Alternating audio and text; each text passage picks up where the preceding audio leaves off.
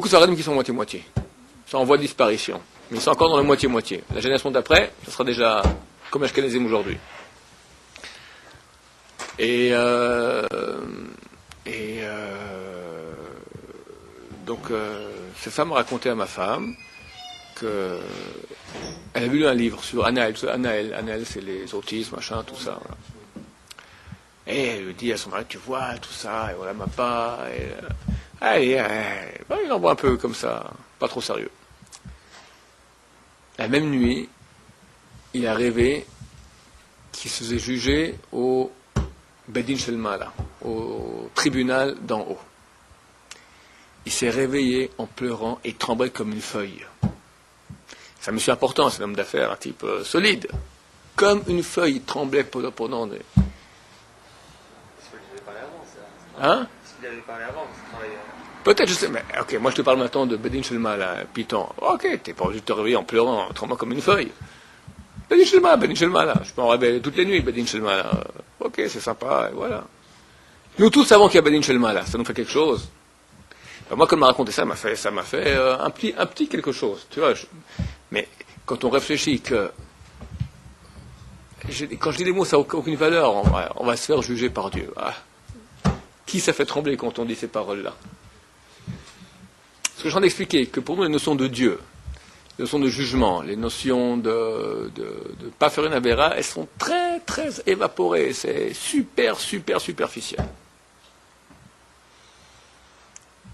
Alors, il y a deux choses principalement qui rendent la conscience et nous permettent Ce qu'il faut, c'est... La clé, c'est vraiment la conscience. Quand j'ai une conscience de l'importance des choses, alors je fais attention. Quelqu'un qui fume. Pas un gros fumeur, un fumeur moyen. On le fait une visite guidée dans la section oncologique, poumon, section finale. Les gens qui sont en train de, quelques jours avant leur mort, avec les poumons dévorés par un cancer dû à la nicotine. Tu les vois comme ça, avec les photos des poumons. Si c'est un type qui a un minimum de conscience propre, d'accord, c'est pas un gosse, il ne peut pas, en sortant de la visite guidée, fumer une cigarette. Il ne peut pas. Puisqu'il se rend compte maintenant, il se rend compte On avait un prof ici à l'Yeshiva, on a un prof à l'Yeshiva ici, qui fumait presque comme un pompier. Puis un jour, il était avec un élève, un ancien élève à nous, il le visitait dans la rue. Il a eu une difficulté respiratoire. Il a vite appelé une ambulance. Il a un infarctus. Au Hachem s'est réveillé, on s'est ici à l'Yeshiva. Le médecin lui dit, vous êtes fumeur? Il a dit, oui. Nous sommes aujourd'hui le 24 novembre, c'était votre dernière cigarette. Et depuis, il a arrêté. Et combien d'années il a essayé d'arrêter auparavant? Ah, qu'est-ce qui s'est passé entre avant et après? Avant, il voulait, après aussi, il veut. La conscience. Il savait qu'il allait à un infarctus. Tout le monde dit, t'achètes maintenant le paquet de cigarettes, c'est marqué, ça tue. Donc tu le sais. Mais quelqu'un fait attention à ça tue. Quand ça t'arrive, oh. Donc qu'est-ce qu'on doit réussir à faire? À renforcer notre conscience. Le péché tue. On n'est pas ici pour on n'est pas ici pour rigoler. À la fin, on va nous juger. C'est quoi juger? Qu'est-ce que tu as fait de ta vie? Je t'ai donné une neshama pure. Je te dis moi-même, je te donne la divinité. Qu'est-ce que tu en as fait?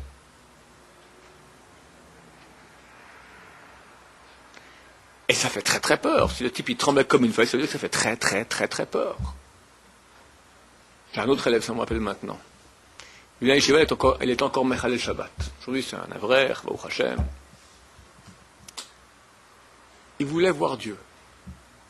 Bon, on explique qu'on ne peut pas voir Dieu. Il a demandé la prière à Dieu, Dieu, je veux... Dévoile-toi à moi, je veux te voir.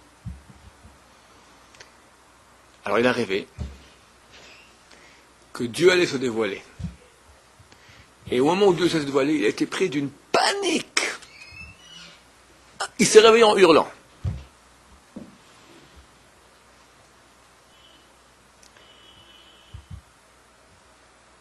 Nous, on a tendance à réduire Dieu. Tu le réduis à un grand Dieu. Encore un petit barbu là-haut.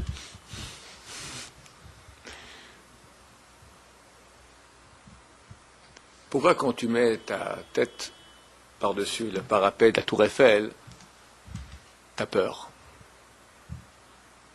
Tu te tiens au parapet, mais comme ça te fait un peu peur.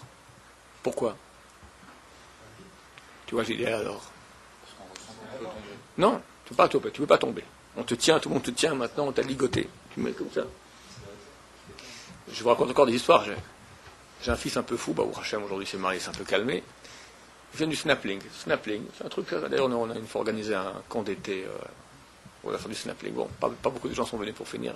Snapping, c'est du descente en rappel. Tu as une corde comme ça, et tu mets autour de toi, et tu peux lâcher. Il n'y a aucune chance que tu tombes. La corde est en bon état, elle a été vérifiée. On est parti en famille. Mon fils, moi, ma femme, et mes 7 filles. Peut-être la petite, on l'a laissée encore à la maison, je ne sais plus. Et il me dit, bon papa, vas-y en premier. Avec c'est une sorte de canyon, comme ça, un truc, un trou dans la terre. Il y avait une sorte de cheminée, comme ça, fallait, puis tu tombais dans... Mais tu sais maintenant que la corde, elle ne peut pas lâcher. Eh ben, je vous dis, je paniquais. C'était terrible, j'avais l'impression que tu descendais en, je sais pas où, en enfer. Il y a un vide comme ça de 20-30 mètres. Ça fait peur. Deuxième fois, un peu moins peur. Troisième fois, tu vas déjà peinard. Pourquoi? Pourquoi j'ai peur? Je suis attaché. Ben, le vide, ça fait peur. C'est ce qu'on ne maîtrise pas. Voir l'infini, ça fait peur. Imagine l'infini. Regarde, allez dans la nuit, ici dans le désert. Regardez le ciel la nuit. Tu vois les étoiles. C'est phénoménal comme spectacle. Il faut arriver à voir, pas en petit comme dans un... Qu'on appelle ça, les observatoires astronomiques, les trucs fermés comme ça. Hein? Comment on appelle ça? Tu as une coupole fermée, et dedans tu as ils te mettent tous les astres. Truc bon. Non, mais c'est pas ça où tu vois avec un télescope. Tu vois toute la... Bon. Alors, c'est pas que tu vois les étoiles maintenant à 10 mètres et puis on t'a fait la représentation des constellations. Tu vois maintenant des étoiles qui sont à des milliards d'années-lumière. Les galaxies, les étoiles, on ne voit pas la lumière, les galaxies, qui sont à des milliards d'années-lumière. Quand tu essaies un peu d'imaginer, tu te rends compte que c'est gigantesque et t'es tout petit. Ça fait peur, un peu. On n'arrive pas à imaginer. Mais si on peut imaginer, face au vide, face à la grandeur, ça fait très peur. Et le monde que nous avons, qui est inimaginable, aucun être humain au monde ne peut imaginer la grandeur du monde. On sait que ça fait 15 milliards d'années-lumière. 13,9, c'est ça le chiffre le plus pointu qu'on ait jusqu'aujourd'hui. 13,9 milliards d'années-lumière. Une seconde lumière, c'est 300 000 km. Le temps que prend la lumière d'arriver d'ici, de la Lune à ici, d'ici à la Lune. D'accord? 300 000 km. La lumière pour venir depuis le Soleil prend 8 minutes. Chaque seconde, le monde, il s'expand de 300 000 km en plus. Il fait actuellement 13,9 milliards d'années-lumière. On connaît les chiffres. L'approximation. Personne ne peut imaginer même un milliardième de cela. C'est inimaginable. Et quand on s'imagine le milliardième du milliardième de cela, déjà on est pris, on est terrorisé. Ce monde-là est considéré comme le monde le plus petit de tous les mondes que Dieu a créé. Tu as Sia, après tu as Yetzira, Bria, Atzilut, etc. Le plus petit, un grain de sable. L'infini, créateur de tout. Alors nous, on a tendance à réduire. Il est plus grand que moi. On dit à quel Agadol, le Dieu grand. Oh, grand. Tour Eiffel, 3 fois Tour Eiffel, d'ici jusqu'au soleil. Parce que On lui parle. Et il nous répond.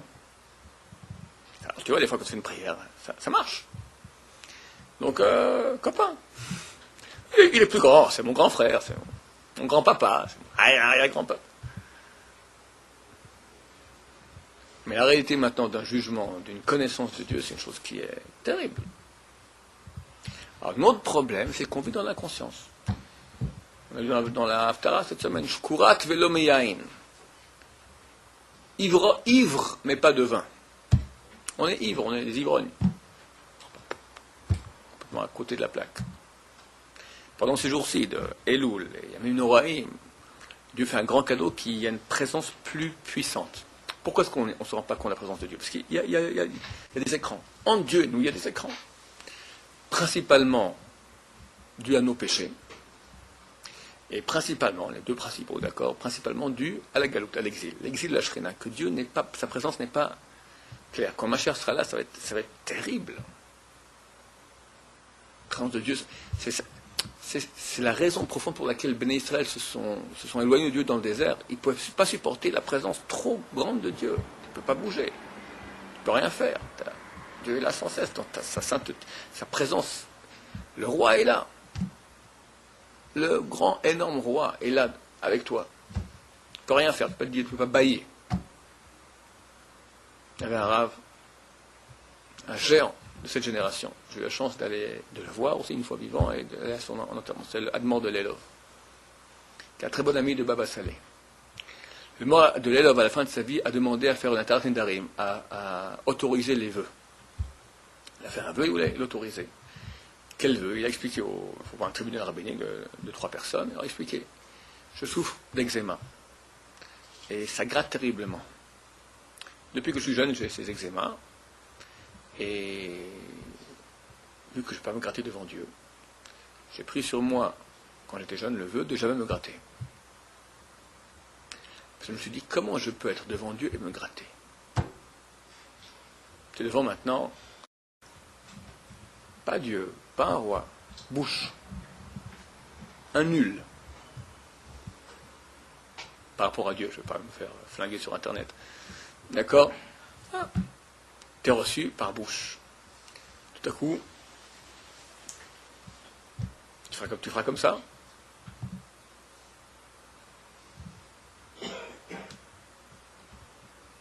Tu vas commencer à te gratter. C'est différent.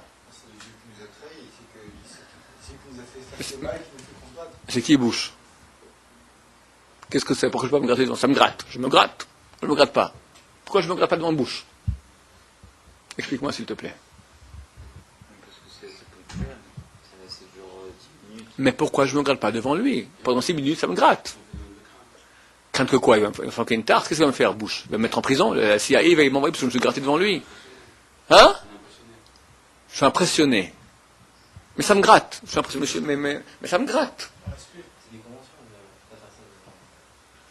Des conventions. Ils vont écrire dans le journal un tel qui a été reçu par Bush s'est gratté. Parce que c'est ma vue, je ne vais pas me gratter.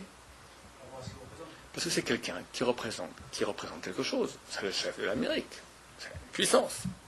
Donc il y a une certaine crainte de la grandeur de la personne. Pas j'ai peur qu'il va me mettre en prison et m'envoyer à la CIA. C'est un monsieur important, devant un monsieur important, tu ne vas pas le gratter. Tu es en train de rencontrer un des hommes les plus importants, les plus puissants de la Terre. Tu ne vas pas te gratter.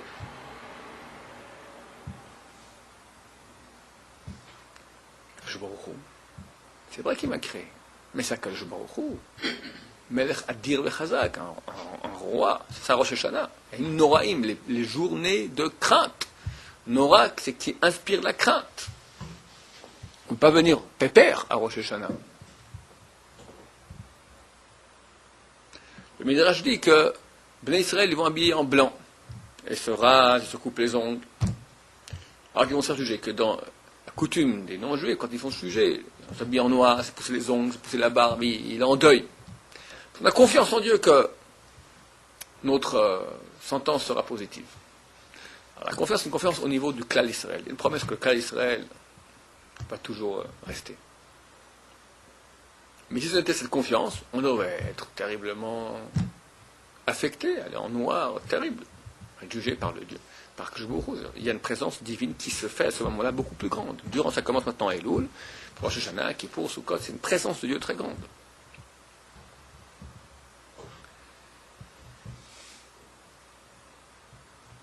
L'exil, c'est cette présence qui part. L'exil de nos péchés font qu'il y a des écrans et qu'on devient inconscient de la présence de Dieu. On ne la sent pas. Des grands hommes, oui. Rabbi Delelov.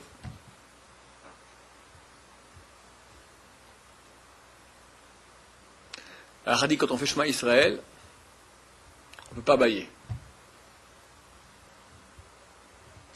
Pourquoi j'ai envie de bâiller? Tu reçois maintenant sur toi la royauté de Dieu. La royauté de Dieu. Non, on ne doit pas refaire. Shema Israël, l'Éternel est notre Dieu. Oh, l'Éternel est un. Quoi ça a l'air? En bon français, tu t'en fous de moi. Si on se rend compte de la présence de Dieu, terrible. Alors on n'est pas à ce niveau. Alors qu'est-ce qu'on doit faire maintenant? Alors j'ai fait un rapport. J'ai dit, de même que nous on a un conscient de Dieu, on a un conscient aussi de la Torah de Dieu. J'ai parlé à la Shonara, j'ai regardé une fille, j'ai fait une bracha al batala, j'ai touché un moukse Shabbat, j'ai mangé un hercha qui n'est pas tout à fait comme il faut, tout à fait bon. Inconscient. Qu'est-ce qu'on doit faire pour renforcer la conscience? Alors il y a deux choses à faire. Une, le moussard. Le moussard, lire des livres qui parlent de l'importance de suivre la volonté de Dieu. C'est des livres qui sont faits par des grandes habitudes. Plus l'homme qui est saint a écrit ce livre, plus ses paroles nous imprègnent. Et ça me renforce, ça me rappelle les choses essentielles par rapport aux mensonges qui nous entourent. Comprenez qu'on vit dans un monde de mensonges. Depuis qu'on est né, on voit quoi? On voit la matière. On touche la matière, on entend la matière. Dieu, ni on le voit, ni on l'entend, ni on le sent. On nous dit qu'il existe. Ok, on l'a reçu.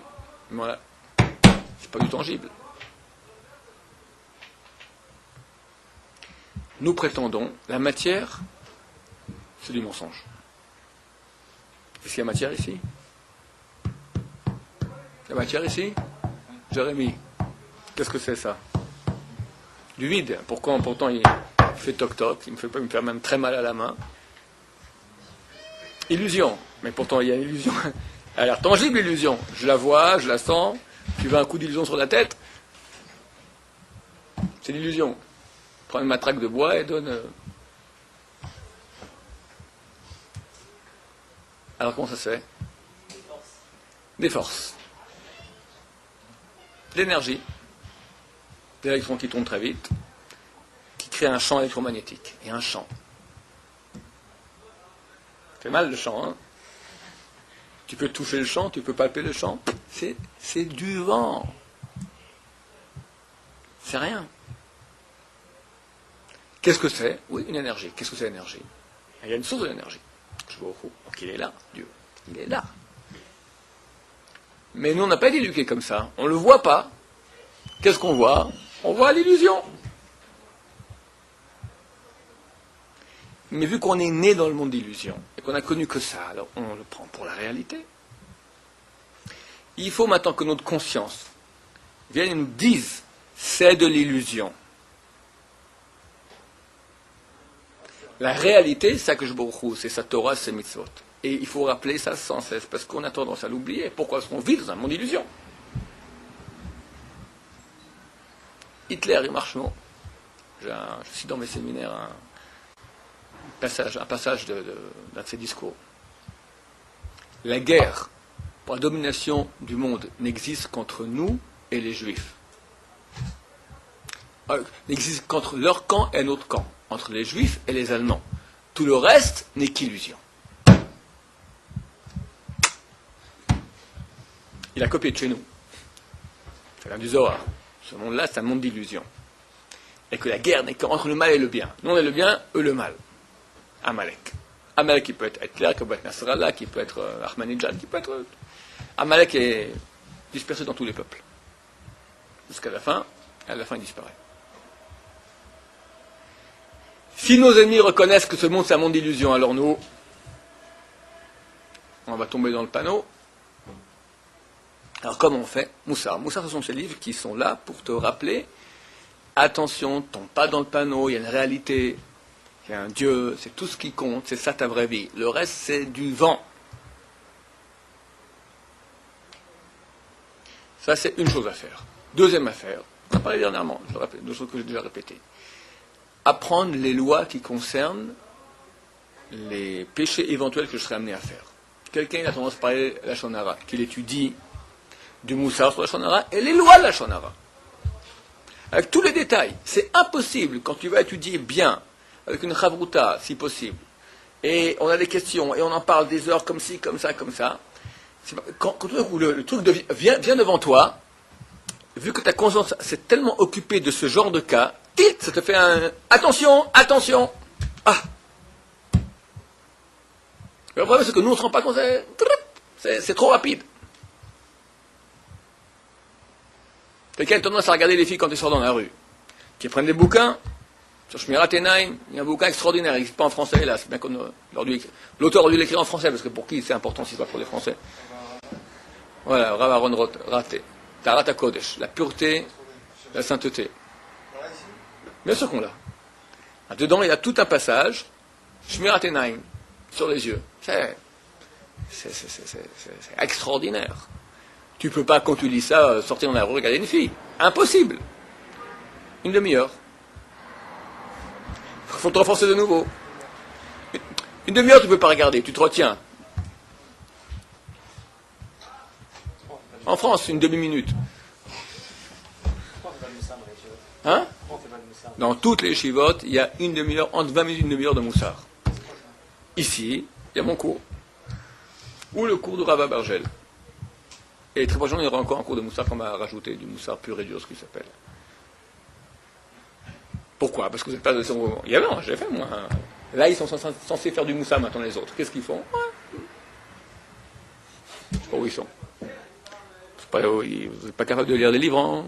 On est beau, c'est le vrai problème. Mais là, qu'est-ce que je fais? C'est pas du moussard maintenant. C'est du moussard. C'est du moussard pur et dur que je fais. Moussard égale, comme dit la définition de Rav Israël Misalant, c'est prendre un morceau de viande et le battre. C'est ça. Notre corps nous fait oublier notre âme. Donc il faut prendre des livres qui te réveillent. C'est pas frapper forcément, mais des choses qui réveillent, qui t'imprègnent, qui te disent pourquoi je suis en train de passer à côté de je suis en train de me planter, je passe à côté de ma vie. Pourquoi je suis venu sur terre? C'est pas le vrai but. Comment je fais maintenant? Je vais contre la parole de Dieu alors que j'ai tellement à gagner là-dedans. Pour rien, pour rien. T'as pris la Shonara, qu'est-ce que t'as avancé? T'as regardé une fille, ah, alors, tu l'auras? Je suis en route maintenant. Elle est sur la gauche, je vois une chevelure blonde. Je regarde pas elle, mais je regarde, il y a un type en moto en face de moi, avec le casque. Je vois juste le casque qui fait comme ça. Il est rentré dans une bagnole. Ah, je me suis dit, comment Dieu le regarde d'en haut maintenant? Comme moi. Espèce de crétin. Tu peux aller avec cette fille. Alors, tu attises chez toi des envies, tu rentres dans un trip qui n'est pas... tu ne pourras pas voir les filles que tu vois, toutes les filles. Alors, ça attise chez toi l'envie, tu deviens idiot, c'est tout, idiot. Alors, quand on s'avait ce genre de choses-là, ça tient combien de temps? 5 minutes après la Sichat Moussar, 10 minutes, mais à la fin, quand tu répètes, au bout d'un moment, ça fait son effet, c'est certain. Le Moussar. Deuxième partie que je recommence à expliquer, apprendre des lois qui concernent. Regardez une fille, c'est le writer de Rabbanan. Quel Rishon dit comment? C'est quel verset dans la Torah? C'est quoi regarder? C'est quoi voir? Quelle est la nuance qu'il y a? Pardon? C'est vrai. C'est vrai.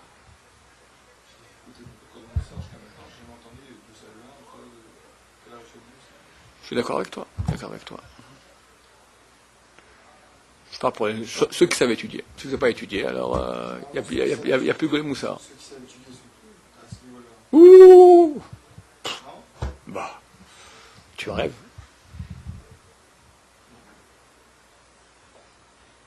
Israël Salanter, il a dit, quelqu'un dit fois, toute sa vie ne parle pas la Shonara, pour qu'une fois dans sa vie, l'aide à ne pas parler la Shonara, pour qu'une fois dans sa vie, quand il parlera vraiment la Shonara, tout le monde va le croire.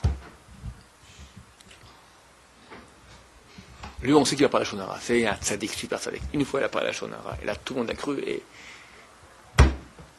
C'est pas...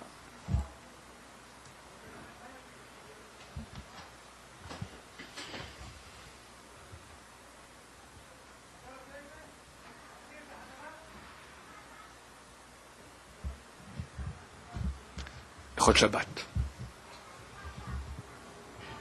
Si quelqu'un n'apprend pas les Chod Shabbat bien sur le bout des doigts, c'est certain qu'il passe à côté de la plaque. Il fait des erreurs. Ou des rabbanan ou des oraita. Et même quand il sait, il faut répéter. Mouktsé. C'est hyper facile de se tromper. Prendre un truc qu'on n'a pas le droit de toucher. La parole, ce qu'on a le droit de dire, ce qu'on n'a pas le droit de dire. Shabbat. Tout ce qui est business, tout ce qui est... Tu n'as pas le droit de parler Shabbat que tu vas faire une chose qui entraîne un interdit de Shabbat. Tu ne peux pas dire demain je pars à Paris. Il faut prendre l'avion, c'est interdit Shabbat. Pardon? Tu peux, sur le passé tu peux. Sur le passé, tu peux dire, je suis arrivé hier de Paris. Les femmes qui se racontent Shabbat, de quoi elles parlent? Ah, c'est très bon, comment vous faites ça? C'est pas compliqué, vous prenez, coupez en tout petit. C'est interdit. Vous mettez dans la poêle, c'est interdit. Tout ça, c'est interdit de faire.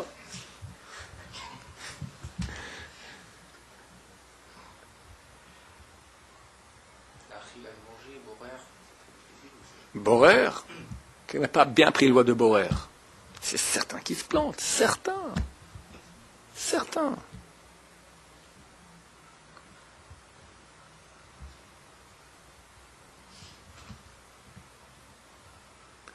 Donc, non seulement au niveau de la connaissance, que si tu n'as pas la connaissance, c'est certain que tu te trompes, mais lorsque tu étudies les choses, la connaissance devient plus proche. Ça donne de la conscience. Comment c'est marqué? Lorsque Dieu maudit le serpent originel, il lui dit Hu ata teshufenu rosh, bo yishufra akev. Toi, tu l'attaqueras à la tête. Et lui t'attrapera au talon. Le moyen de vaincre le serpent, c'est par la tête. Tu lui écrases la tête. C'est-à-dire quoi? La conscience. Lui, il peut te mordre ou au talon. Le talon, c'est la partie la plus insensible de l'être. Nous, on marche aujourd'hui dans des Crocs, d'accord, des Nikes, je sais pas quoi, Nike. À l'époque, ils marchaient, ils avaient une couche de peau dans les talons, une aiguille dedans, ils sentaient rien.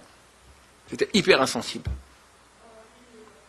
Le talon, c'est le contraire de la conscience. C'est l'insensibilité. Tu ne te rends pas compte. Là, le serpent, il t'attaque. Le serpent, il t'attaque dans l'insensibilité. Comment se battre contre lui? Avec la tête. La conscience. C'est ça, être. C'est quoi être?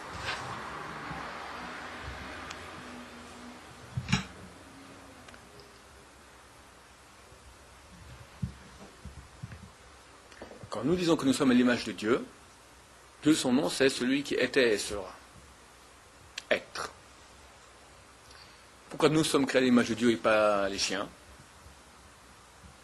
La différence entre nous et eux, entre nous et les chiens.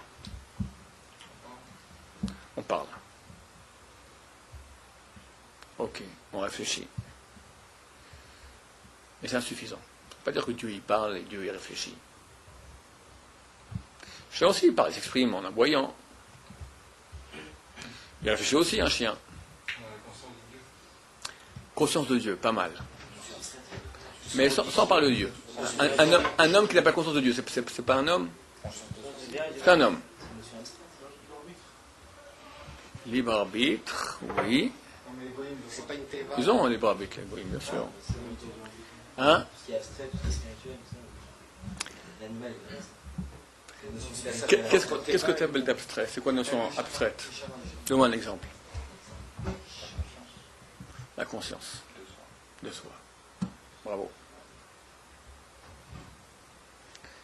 Nous sommes la seule créature au monde qui est capable de fermer les yeux et dire j'existe.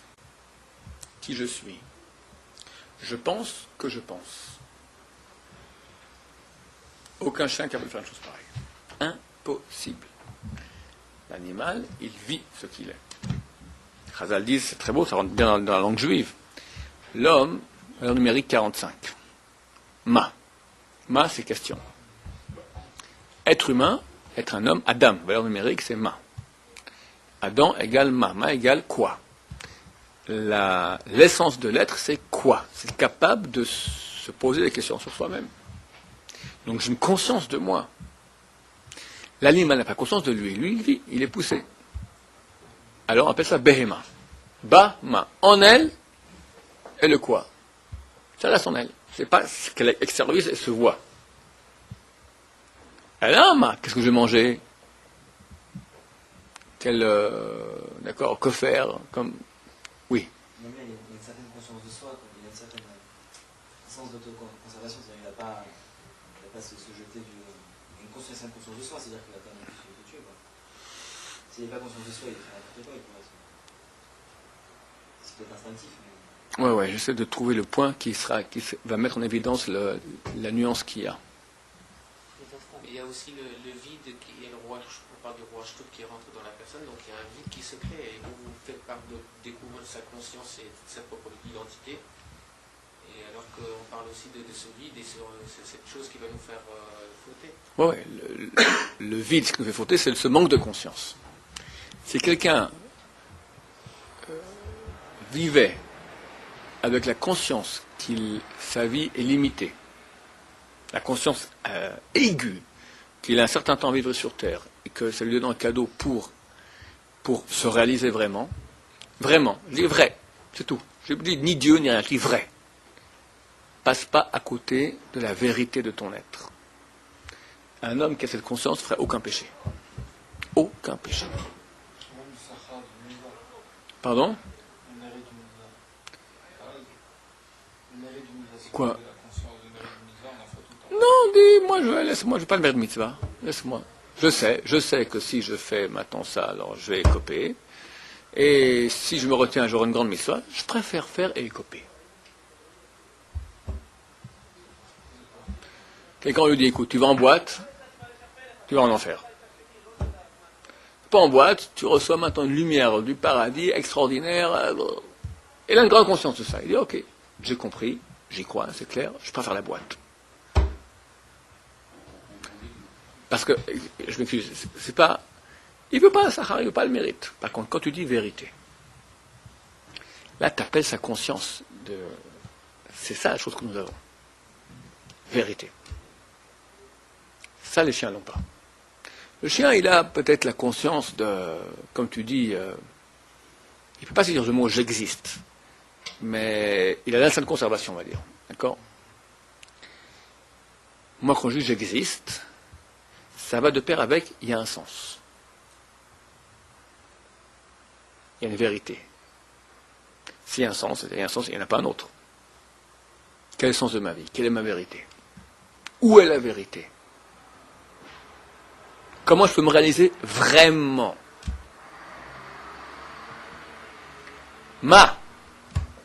Quoi?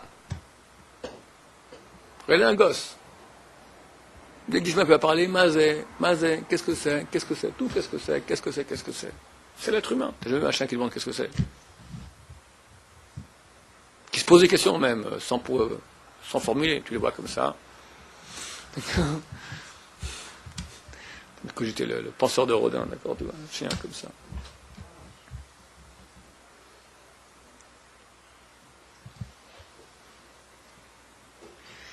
Si nous pouvions... Ça, c'est la clé de tout. Rabbi Chaim Vital, écrit donc, grand maître de la Kabbalah, dit qu'il faut prendre, je crois qu'il dit minimum 1 heure par semaine. Plus 1 heure par semaine, 1 heure par jour. Pour poser des questions essentielles. Pourquoi je vis? Pourquoi ma neshama est venue sur Terre? Quel est mon but? Où est le vrai sens? Parce que quand tu fais ces séances alors tu réajustes les choses à leur vraie valeur. Tu comprends que mon illusion n'est que l'illusion, et tu te branches vers la chose vraie. Le beau moment dans la vie pour faire ça, c'est ce mois-là, Elul. C'est vraiment c'est ce moment qui a été créé pour. Du ciel, il y a une aide spéciale à faire ça, c'est dans l'air. Oui. On a besoin d'avoir des plaisirs, par exemple, je sais pas. Qui a dit que le plaisir, c'est pas vrai? Non, mais des situations, par exemple, je sais pas, manger des glaces avec du chaud ou faire du sport parce qu'on a besoin, des trucs comme ça. Si on avait vraiment conscience qu'on ne fait jamais de sport. Pourquoi pas? Pourquoi pas? Hillel, quand il allait se doucher, il dit je vais maintenant faire de chesed avec mon corps. J'ai un corps, c'est un cheval. Tu ne peux pas sans cesse le faire monter au galop l'Everest. De temps en temps, l'arrêter, faire manger du bon foin, une bonne glace. Un chien, un cheval. J'ai un cheval. Je dois faire avec. Mais c'est moi le boss. C'est moi qui décide, en fonction de la vérité. La vérité me dit, occupe-toi de ton corps. Il fait chaud maintenant, ton corps n'en peut plus. Il est au bout du rouleau, il a besoin maintenant d'une petite gâterie. Tout à fait normal. Oui. Le Ramcham dans Messilat Risharim, il dit que c'est le riche bon à faire tous les jours dans la prudence, l'acquisition de la prudence. Le bilan quotidien. Mais toi, tu dis plus au niveau des mitzvot et averot. Qu'est-ce que je fais de bien, pas bien? Je prends un niveau plus haut, qui est la conscience de soi. Exacerber en moi, mettre en relief. J'existe pour une cause, pour une raison. Et je dois aller dans ce sens. Comprendre que le reste, c'est du flop.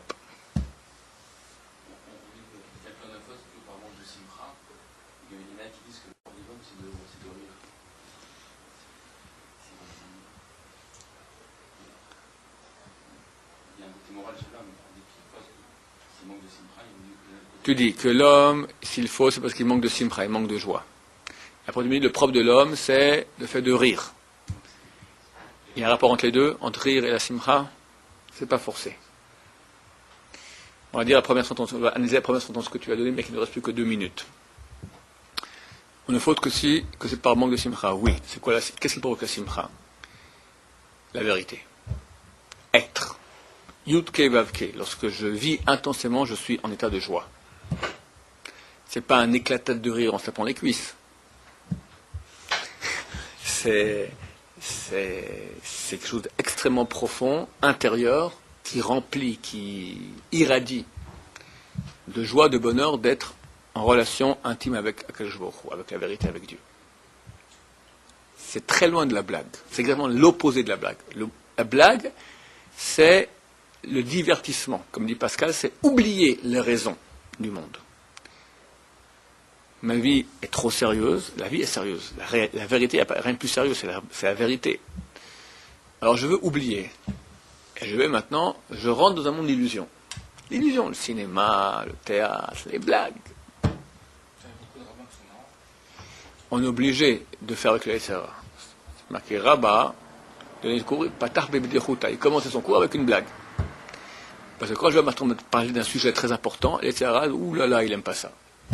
Alors on ouvre avec une blague, comme ça, et là, comme les enfants.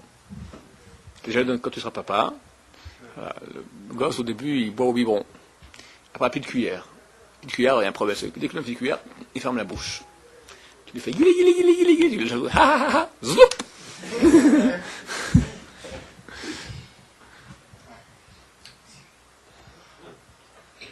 Tu as remarqué maintenant, vous avez ri. C'est moins sérieux. Il y avait une conscience. Ça fait du bien de dire retombons un peu dans l'illusion. Ah, Dieu, terrible, la vérité. Ah, on revient un peu là, sur Terre. On aime le mensonge, on a besoin du mensonge. C'est la vérité, c'est dur, c'est dur. J'allais dans le désert, c'était insupportable, trop de vérité. Moi, je sais pas, là-bas, toi, non, on peut pas. Première sentence. Deuxième sentence, le rire.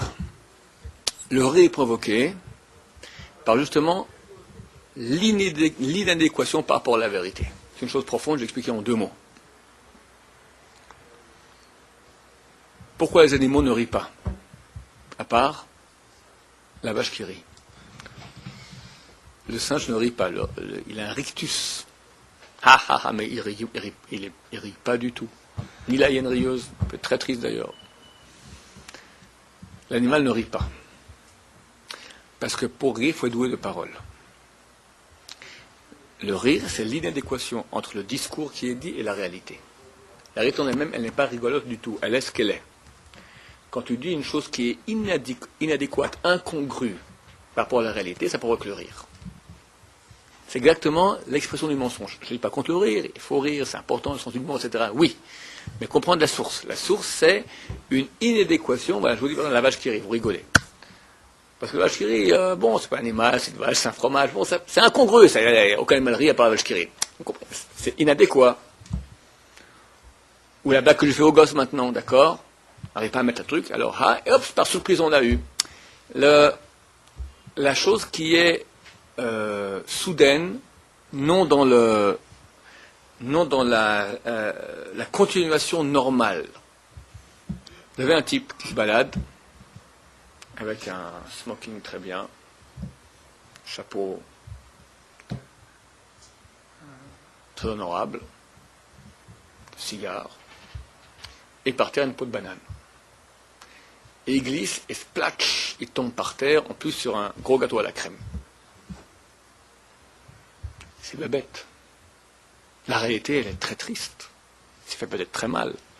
Tu cours le sauver, mais tu vas t'empêcher d'avoir un sourire d'une lèvre à l'autre. Pourquoi? Parce que c'est anormal. Un type qui va comme ça, façon très pompeuse, tout droit. Ça, c'est la continuation normale. Tout d'un coup, un truc très incongru provoque le rire. C'est pas la joie, le rire. Ou le rire, c'est le plaisir qu'on a dans le rire, c'est l'insouciance que ça provoque. Alors on a besoin de cela de temps en temps. On ne peut pas sans cesse être au galop en tension. Il faut de temps en temps faire le cheval, tu le fais rire. D'accord, il va hennir. Après il va courir mieux. Dans les usines au Japon, où les femmes qui travaillaient comme des machines, alors ils toutes les heures restaient 30 secondes pour bailler. Un peu s'oxygéner, voir autre chose. Dès que ces 30 secondes coûtaient très cher à l'usine, ils se sont rendus compte qu'au niveau du rendement à la fin, c'est un meilleur rendement. Combien de temps par jour au travail? Je sais pas, beaucoup. Comme des animaux, terrible. On a besoin d'arrêt pour mieux reprendre. Dans tous les systèmes d'études, tu as des vacances. Pourquoi? Parce que c'est au bout d'un moment, tu es au bout du rouleau. On a une année maintenant de 6 mois. C'est très très dur. On sait, les 6 mois de suite qu'on a après Kippour, c'est une année embolismique dans les chiottes, c'est très dur parce que les élèves ne tiennent pas au bout d'un moment. Et même s'ils veulent, tu es au bout du rouleau. Il y a besoin de vacances. De Sukkot à Pessah, ouais. 5 mois, il tient encore plus ou moins. 4 mois et demi, comme la dernière semaine, on rame. Donc, il y a insouciance, il y a rire. Ok, mais dosé par la conscience. Et savoir, je vais dans le flop exprès. J'en ai besoin un peu de l'insouciance. Maintenant, c'est le contraire. Ces jours-ci, on a 40 jours, plus que 34 jours, messieurs. La ligne droite. La dernière ligne droite. C'est la dernière de tous les temps avec l'aide de Dieu. Baruch Adonai, l'Oman Amen.